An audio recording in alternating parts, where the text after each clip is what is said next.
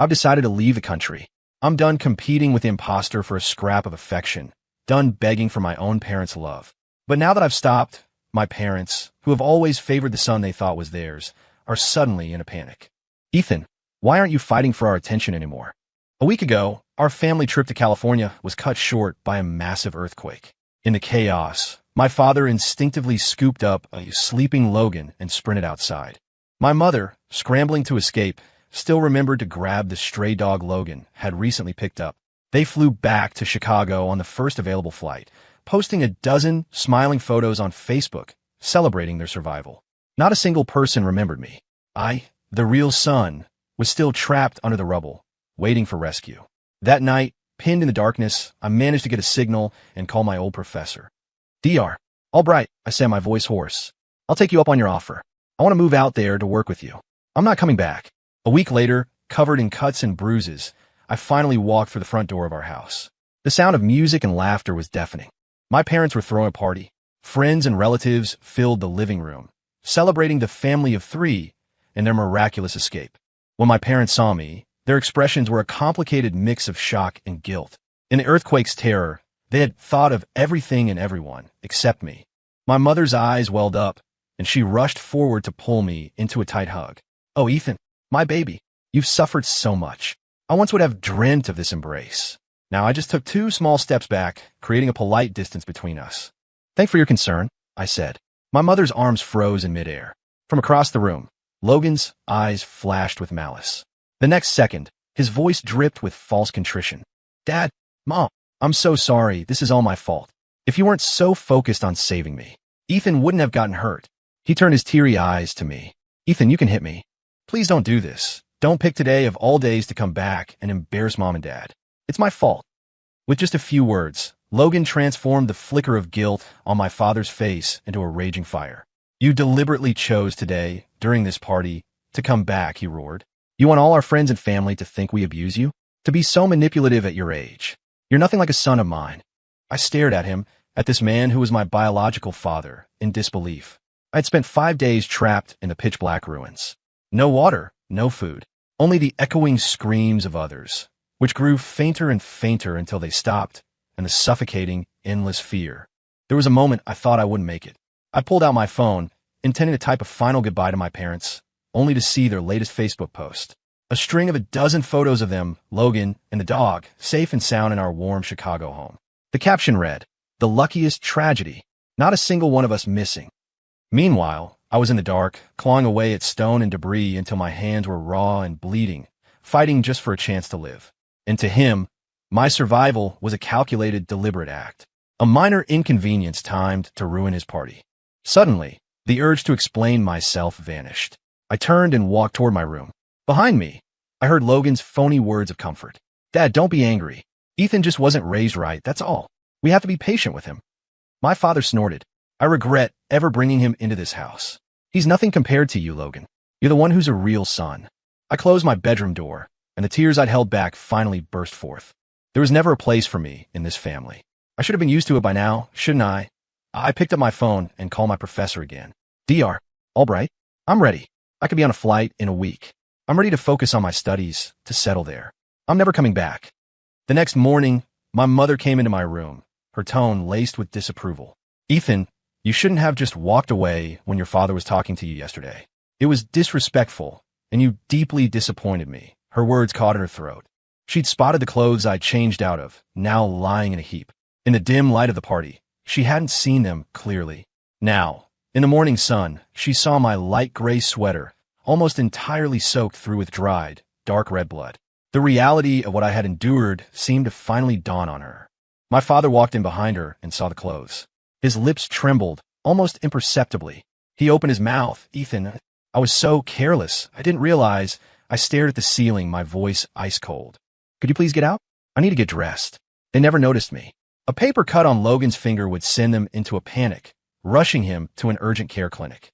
Meanwhile, the gash on my knee became infected, oozing for days, and they pretended not to see it, or worse, accused me of faking an injury to compete with Logan for their attention. It wasn't carelessness. They just didn't care. Sensing my coldness, a rare flicker of panic crossed their faces. They were used to me being desperate for their approval. Their frantic eyes scanned the living room, landing on the small table by the window where I used to place a fresh sunflower every single day, a gesture they always dismissed as pointless. My father spoke, his voice strained. "Ethan, you haven't put out a sunflower today. How about I drive you to the flower market to pick some out?" "No, thanks." I used to put a flower there every morning to give myself hope, to remind myself to keep trying to win back their love. Not anymore. I didn't want it anymore. 3 days later was my birthday. It was also Logan's. 23 years ago, in a hospital mix-up, we were swapped at birth. For me, it was the beginning of a 23-year nightmare. Molested by my adoptive father, abused by my adoptive mother. The memories were so sharp, I could barely breathe. My mother wheeled a giant cake into the living room, her face beaming. Spelled out in perfect frosting was a single name, Logan. Mine was nowhere to be seen. The staff set off confetti poppers. My father placed the single, gleaming birthday hat on Logan's head. "Happy 23rd birthday, son.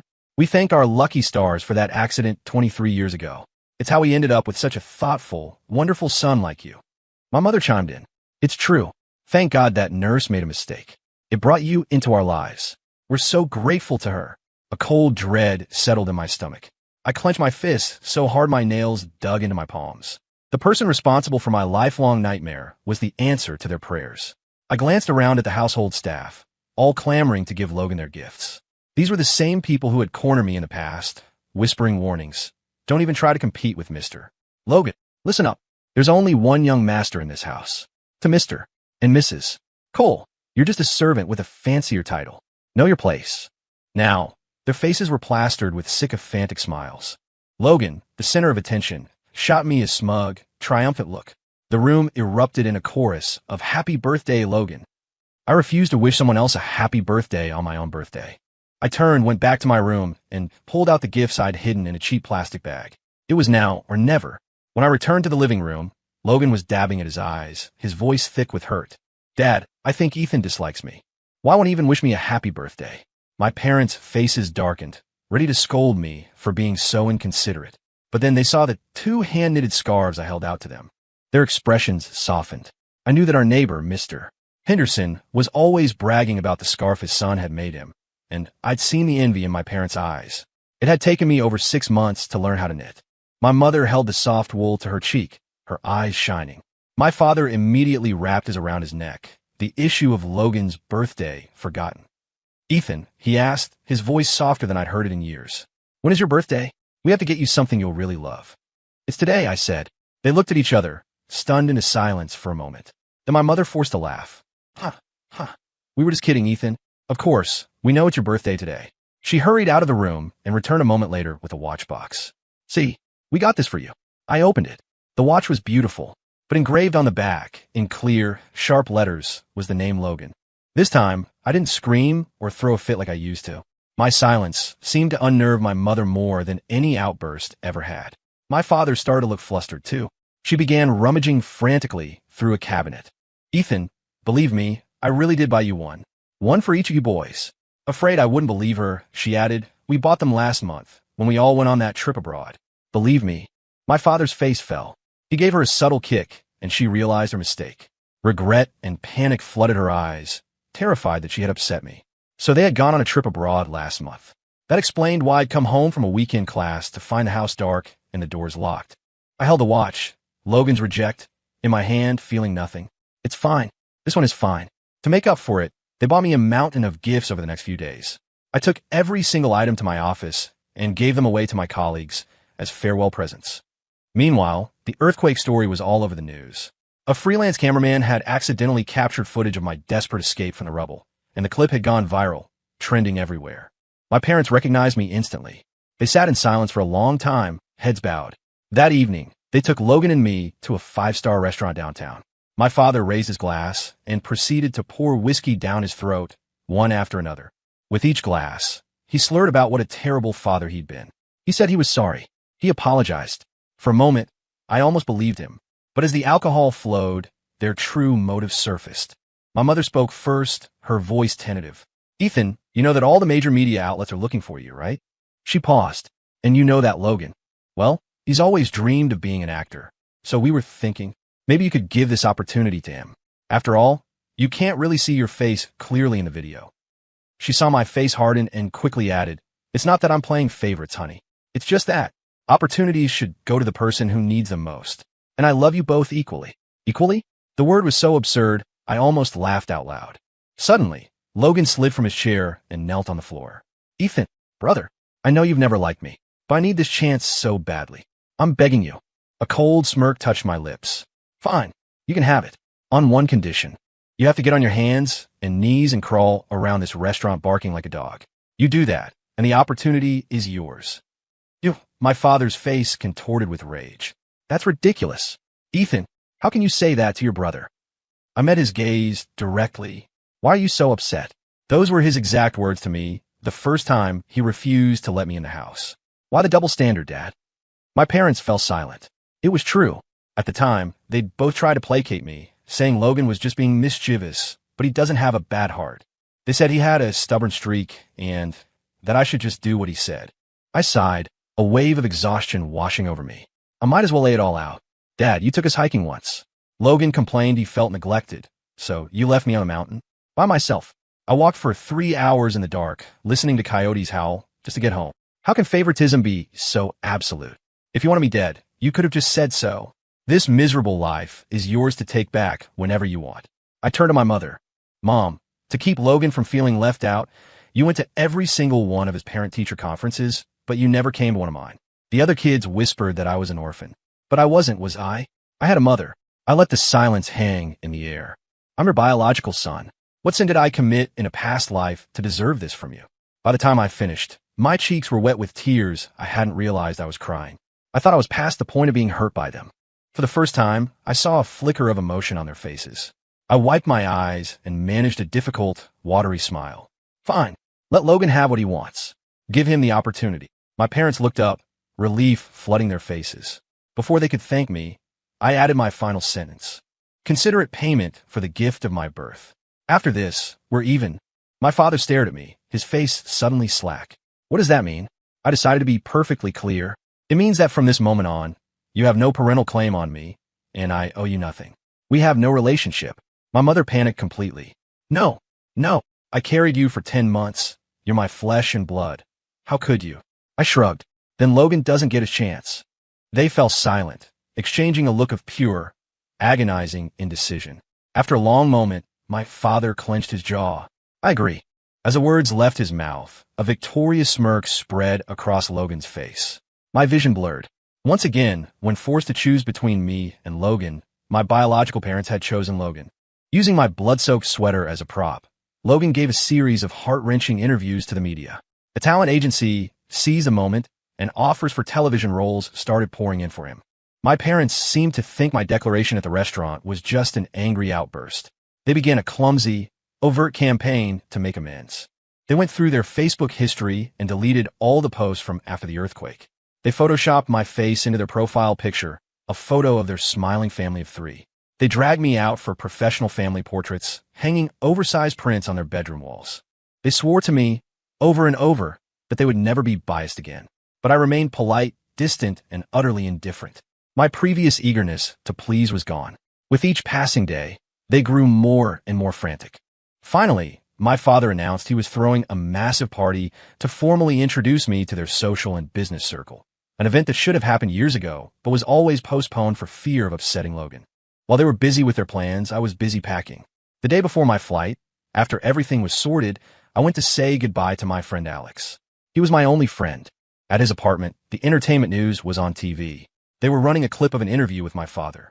"Mr. Cole," the reporter asked, "what is Mr. Logan Rivers like at home?" My father beamed. "He's the light of our lives, the only son on whom we pin all our hopes.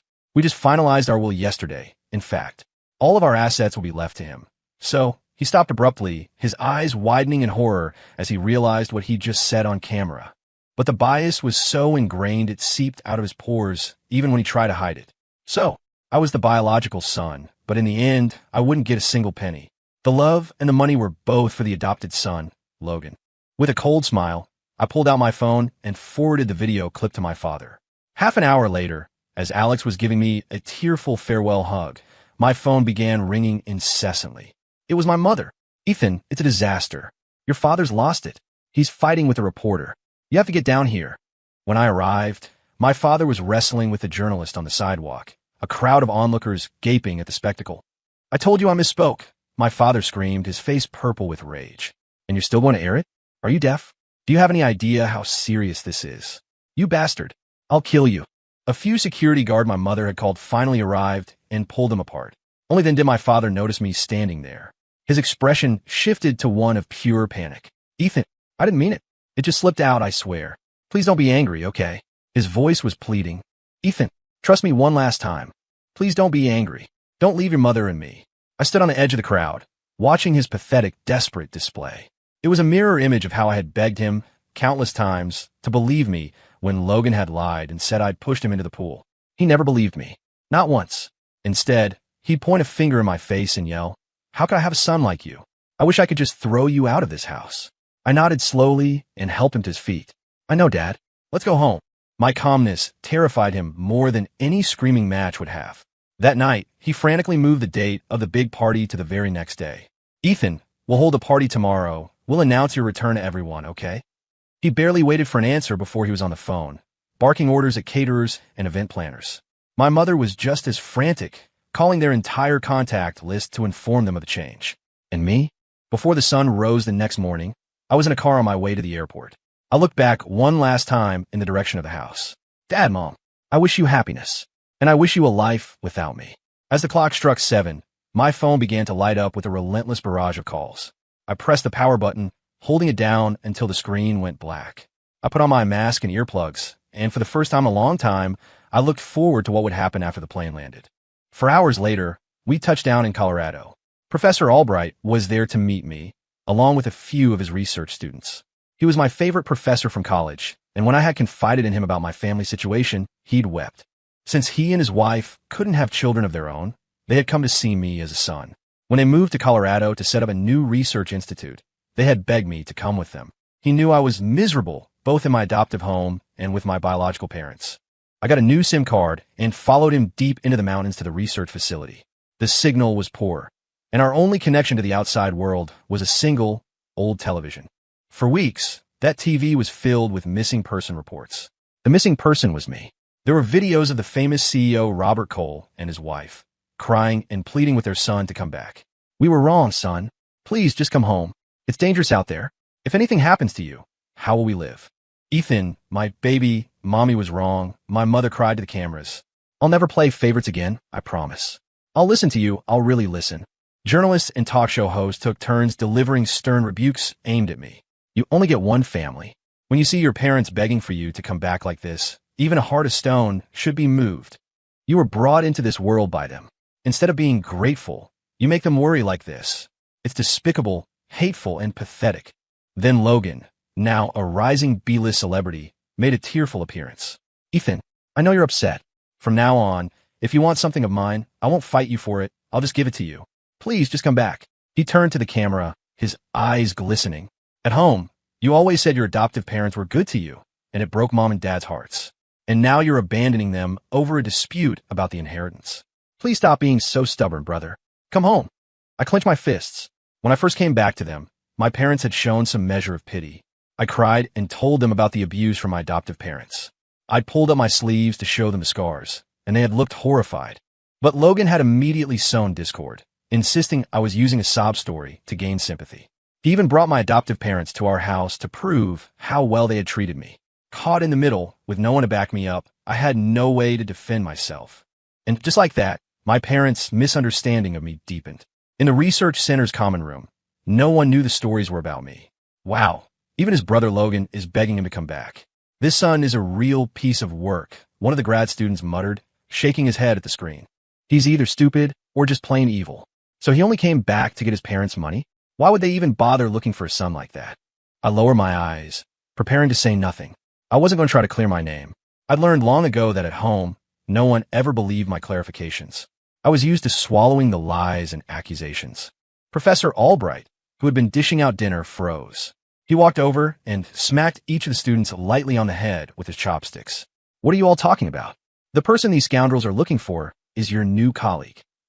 Every head in the room swiveled to look at me. My ingrained instinct was to shrink, to belittle myself, to placate them. But before I could speak, their tune changed completely. What? If Ethan doesn't want to go back, he must have his reasons. This family is masters of the guilt trip. I've worked with Ethan for a month now. I know what kind of person he is. And that Logan guy, what a passive-aggressive creep. I'm unfollowing him right now. And those reporters are trash. They'll say whatever they're paid to. Ethan, don't you go back there. They'll never find you here. Damn it, what a bunch of garbage. And I actually thought their pleas were sincere. They make my friend, one of the kindest, most decent people I know, sound like a monster. Unbelievable. I turned my back to them, letting my tears fall silently into my bowl of rice. For the first time in 23 years, someone was defending me. Life in the mountains was tough, but it was infinitely better than the life I had left behind. The missing person reports ran on TV for a solid month. My new friends, unable to stand it, finally just turned the television off whenever I was around and tried to distract me. I thought this peaceful, supportive atmosphere could last forever. But 6 months later, my parents found me. They showed up carrying bags and boxes of supplies, and the moment they saw me, they burst into tears. Ethan, you're so thin. Please come home with us, son. Are you cold here? Are you eating enough? Ethan, you changed your number. We had no way to find you. We called dozens of friends, searched for half a year. We just found out you were here. Please, son, come home with us. I took 2 steps back, putting space between us. Mr.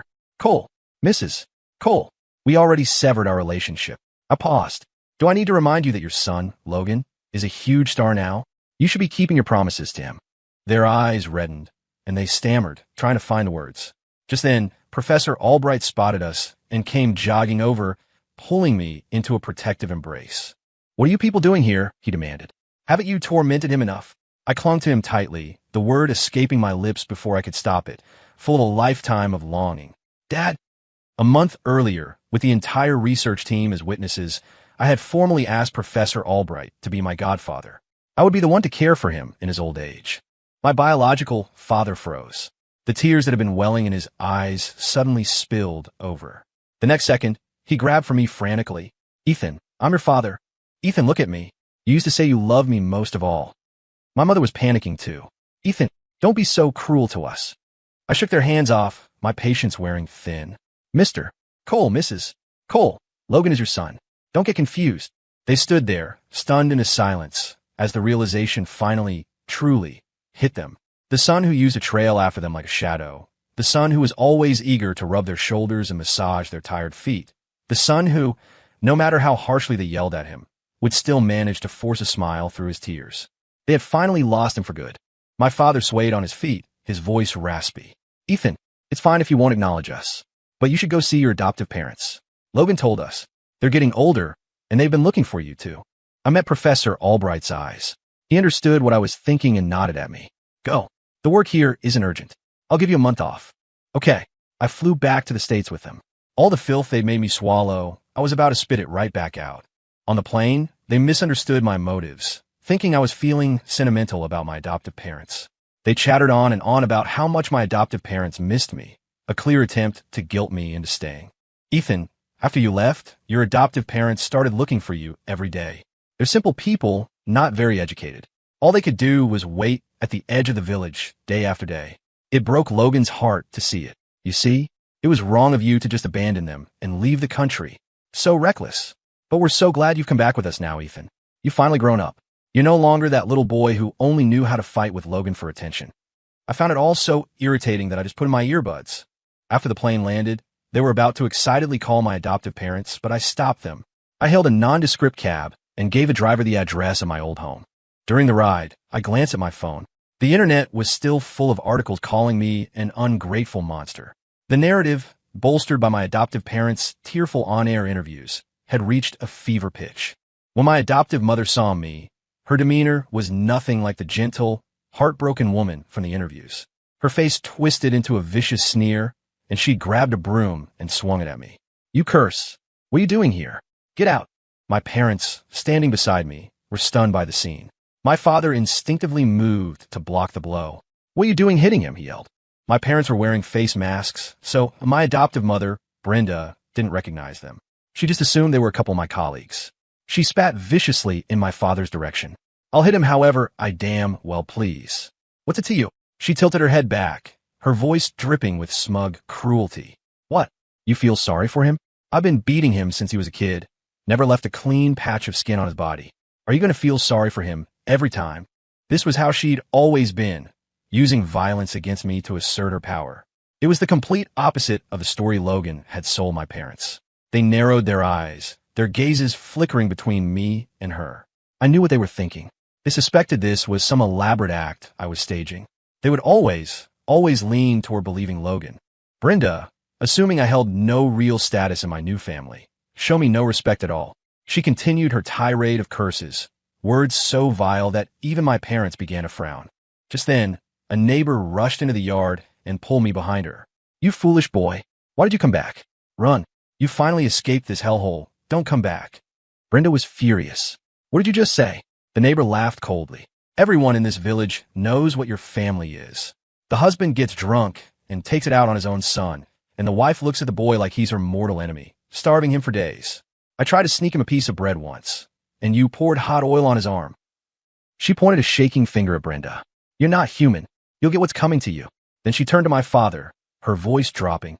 "And that man of hers, a real man, molesting his own adoptive son." My father clenched his fists, his eyes turning crimson with rage. He looked like he wanted to grab the nearest heavy object and murder the man inside the house. My mother froze. Then, as if possessed, she lunged forward and shoved up my sleeve, revealing the palm-sized scar on my arm. Ugly, hopeless, permanent. The scar I had once shown them to prove my adoptive mother's cruelty. Their response at the time? "I can't believe you'd be so cruel to yourself at such a young age. You must really be desperate to compete with Logan." Brenda was even more defiant now. "He's not my real son. He's lucky I gave him a roof over his head." The neighbor's cold laugh echoed again. Right. Everyone in town knows. Everyone knows that you, Brenda, bribed a nurse to swap your baby so your own son could grow up a rich young master. And then you abused this one. You're a piece of trash." My father went rigid. He grabbed the neighbor's arm, his voice a raw whisper. "Is what you're saying true?" "Of course it's true. Go ask anyone in this village. There isn't a person here who doesn't feel sorry for Ethan. There isn't a person who hasn't cursed your family behind your back. We were all so happy when we heard he'd gone to live with his real parents. We figured they must be heartbroken over what happened to him." My parents, who just moments before had been silently vowing revenge on my behalf, suddenly fell quiet. In that moment, the guilt crashed down on them with the force of a physical blow. They had never felt sorry for me. They hadn't even believed me. They couldn't dare to imagine what I must have endured for over a decade to make an entire village pity me. My father couldn't take it anymore. His eyes blazing, he grabbed a thick stick from the side of the house, his hands trembling as he brought it down on Brenda. "Our Ethan, our kind, good boy. How could you? How could you be so heartless?" Brenda let out a shriek and pointed a bony, furious finger at him. "You dare hit me? My son is Logan Rivers. My son told me. This worthless brat has no status in the Cole family. My son is the true heir. Who the hell do you think you are? You mess with me, you're dead." My father didn't waste any more words. He simply pulled down his mask. Brenda's jaw dropped. She stared dumbfounded. My parents called the police. Child abuse, conspiracy, bribing a nurse to switch infants. With that many charges, my adoptive parents would spend the rest of their lives in prison. It was only when the police were reading them their rights that they realized the man standing before them was the CEO of the Cole Corporation. They instantly panicked, scrambling on their knees toward my father. "Mr. Cole, Mr. Cole, please. Have mercy on us. For the sake of the wonderful son we gave you, Logan, please spare us." Then she crawled over to my feet, banging her head on the dusty ground. Ethan, I was wrong. I shouldn't have been bad to you. I wasn't thinking straight. Ethan." No one paid her any attention. My mother, still seething, kicked her heart a few times for good measure. On the way back, it was clear my parents finally understood how badly they had misjudged me. They wanted to apologize, but the words were lodged in their throats. The damage they had done was too great. No apology could ever fix it. When Logan heard we had visited his biological mother's home, he showed no concern that she was being sent to prison. Instead, he rushed to us, his face a mask of panic. "Dad, what did she tell you? That woman is insane. Don't believe a word she says." He was terrified she had revealed the truth about my life with them. My father just laughed, a harsh, bitter sound, and started clapping slowly. "Bravo. A real credit to your mother. Even now, all you can think about is saving your own skin." He turned on Logan, his voice shaking with rage. "I must have been blind to hurt my own son for you, over and over again. Get out. Get out of my house." Logan looked desperately toward my mother. What is Dad talking about? I don't understand. He expected her to leap to his defense, to start a fight with my father on his behalf, just as she always had. But this time, my mother's face was a thundercloud. She slapped him hard across the face. Logan, this family has given you everything. You ungrateful snake. What more could you possibly want? Why did you have to slander Ethan? Logan collapsed onto the floor, finally understanding that it was all over. All he could do was cry and beg. Mom, I'm sorry, I just love you both so much. I was so scared Ethan would take your love away from me. I'm sorry. He looked up at her, tears streaming down his face. Ethan is your real son. He at least has that blood connection. But I have nothing. I was so scared.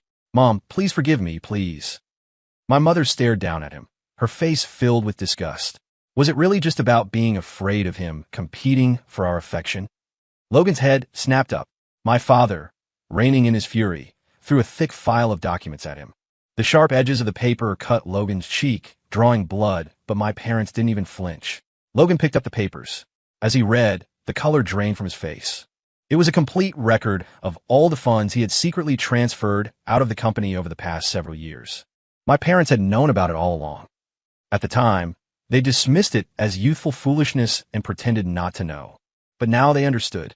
It wasn't immaturity. It was pure evil. My parents used that evidence to press charges against Logan. Then they used their company's official Twitter account to post a long, public apology to me, detailing exactly how Logan had used my bloody sweater to deceive the world and launch his acting career. Almost overnight, Logan's fan base evaporated. WTF, Logan Rivers is that kind of person? So shameless. Just a little while ago, he was crying on TV about finding his long-lost brother. Turns out he was just slandering him the whole time. What a fake. I always thought he looked like a creep. Everyone was bashing Ethan Cole back then, so I didn't say anything, but I'm glad he's finally been exposed. Can't believe how horribly Ethan was treated. What kind of parents protect the fake son and abuse their real one? Ugh. And they had the nerve to post missing person alerts on TV. Ethan, run. Go somewhere no one can ever find you and live a good life. In the end, Logan was convicted and sent to prison. I returned to my research group, disappearing back into the mountains. My parents, in a desperate attempt to find me, sold all their assets. They traveled all over the world, searching every corner, but they never found me. Every Friday night at 8 o'clock, a new plea for me to come home would air on national television. In our research facility, every Friday at that time, my colleagues would silently agree to turn the TV off. The last time a missing person report about me aired, I was in the middle of a severe crisis of confidence. A critical error in my data had set our project back, and though no one in the group blamed me, in fact, they went out of their way to comfort me, it only made my self-recrimination worse. Maybe I wasn't cut out for this kind of work. On a whim, I did something I hadn't done in months. I turned on the television. On the screen, my parents looked much older. Their hair was streaked with gray, and their faces were etched with weariness. Ethan, my father said, looking directly into the camera, your mother and I no longer expect your forgiveness. We only ask that you be good to yourself in the life you lead from now on. What happened before was our fault, my mother added, her voice thick with emotion. Don't let our mistakes make you doubt yourself. You are a good, wonderful person. You are kind, sincere, intelligent, and brave. Take those qualities and go explore the world. Ethan, my father concluded, we won't bother you anymore. We hope you can live the life you've always wanted. It was like a switch flipped in my brain. Because of my upbringing, I had always reflexively suppressed myself. I believe my adoptive mother didn't love me because I was flawed. I believe my biological parents didn't love me because I was flawed. I was trapped in a vicious cycle of self-doubt, the first one to give up on myself whenever I faced a challenge. But it wasn't my fault. Some things were never my fault. I turned around, walked back to the lab, and started the experiment over from scratch. This time I succeeded. Tears of joy and relief streamed down my face. I hesitated, my thumb hovering over my phone, wondering if I should send my parents a text to thank them. Just then my phone, which rarely had a signal, buzzed with a news alert. Nation mourns as catastrophic earthquake hits Chicago. My heart leaped into my throat. I clicked on the link. The epicenter was right in the heart of the city. The images were terrifyingly familiar. Collapsed buildings, dust-filled air, the sounds of distant screams. The prison walls had crumbled, and many inmates who tried to escape, including Logan and my adoptive parents, were swallowed by fissures that opened in the ground. Even though they had caused me so much pain, seeing the scale of this national tragedy, I felt a pang of sorrow. I hesitated again, my fingers slowly typing out a message to my parents, just to ask if they were safe. Before I could hit send, a new text message came through. It was from my mother. Ethan, there's been an earthquake. Your father and I are trapped. We're not going to make it out. Now I finally know how helpless you must have felt. I suppose this is our karma. There are no words to express how sorry I am. All I want now is for you to forget us, forget the pain we caused you, and live a good life. A second text came through immediately after. From my father. Ethan, your mother and I love you. The moment I read it, a cheer erupted from the TV. They'd been found. The camera zoomed in as rescue workers pulled away a large slab of concrete, revealing my parents' blood-streaked faces. I hadn't even had a chance to feel a flicker of hope before one of the rescuers slowly shook his head. The news anchor's voice cracked as he announced that the number of confirmed dead had just increased by 2. A few days later, my parents' lawyer found me. He informed me that in their final moments, they had amended their will, leaving their entire estate to me. I took the bank card, which felt scorching hot in my hand, and donated every last cent to the city's earthquake relief and rebuilding fund. It was the least I could do to help them build some good karma. Later, while working on a project deep in the wilderness, I met my other half. With Professor Albright as our witness and our entire research team cheering us on, we had a simple wedding. And then, we had a beautiful baby girl. I poured all the love and care I had never received into her. She's a sweet little thing, constantly telling me, over and over, I love you, Daddy. I love you so, so much. It always makes my eyes well up. My first life was one of displacement and sorrow, but my second life has been filled with good people. With their sincerity and love, they have carefully and patiently raised the insecure, sensitive boy I was into the man I am today. I had a dream. In it, I saw myself as a little boy, crying in that dark, cold shed. I went to him, leaned in close, and whispered in his ear, "Don't be afraid. It's all over now. You didn't do anything wrong. Someday, people will love you for who you are. You'll have a real home. You'll be happy. You deserve all of it."